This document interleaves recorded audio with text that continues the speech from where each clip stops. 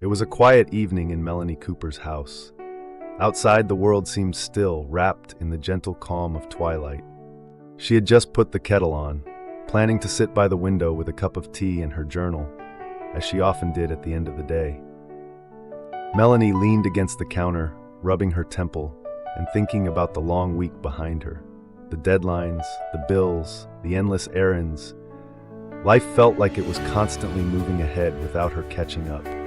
She carried her tea to the living room, sat on the worn-out armchair by the window, and opened her journal. But the words wouldn't come. Her mind was heavy with questions she didn't have answers to. Was she making the right choices? Was she headed towards something meaningful? And amidst all the noise of her busy life, would the emptiness she felt ever go away?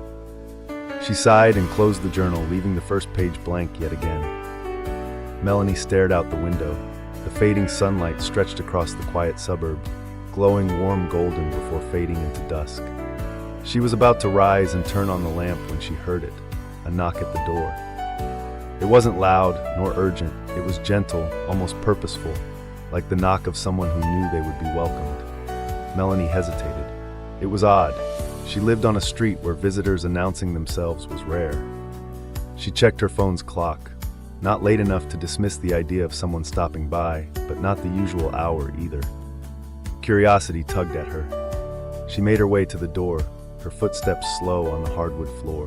As she approached, there was another knock, just as soft, as deliberate as before. Melanie swallowed and opened the door. The sight before her wasn't something she could explain with logic or reason. Standing there, illuminated in the soft glow of the porch light, was a man.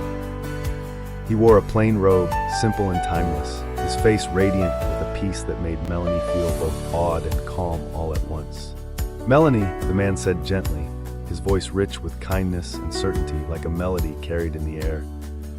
"I've been waiting to visit with you." She knew who he was. Though her mind raced, her heart knew.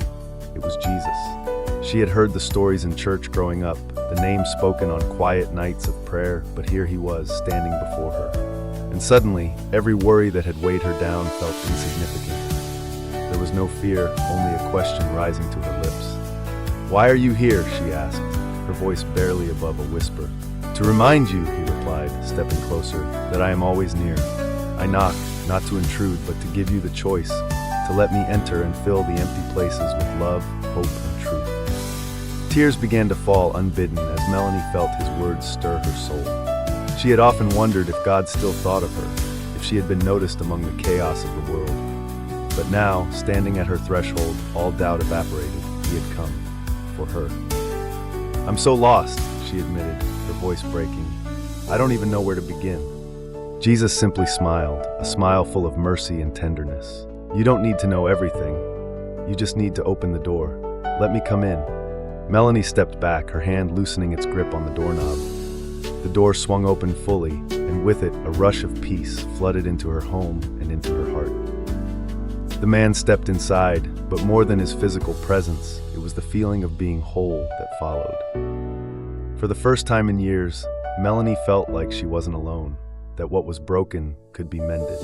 They sat together at the small kitchen table, Melanie pouring out her worries, as Jesus listened patiently. And as she spoke, she realized that the answers she had been searching for weren't about finding control or certainty. They were about surrender, about trust, about letting love step in where fear had taken root. That night, Melanie didn't write in her journal. Instead, she prayed, not just words of desperation, but words of gratitude.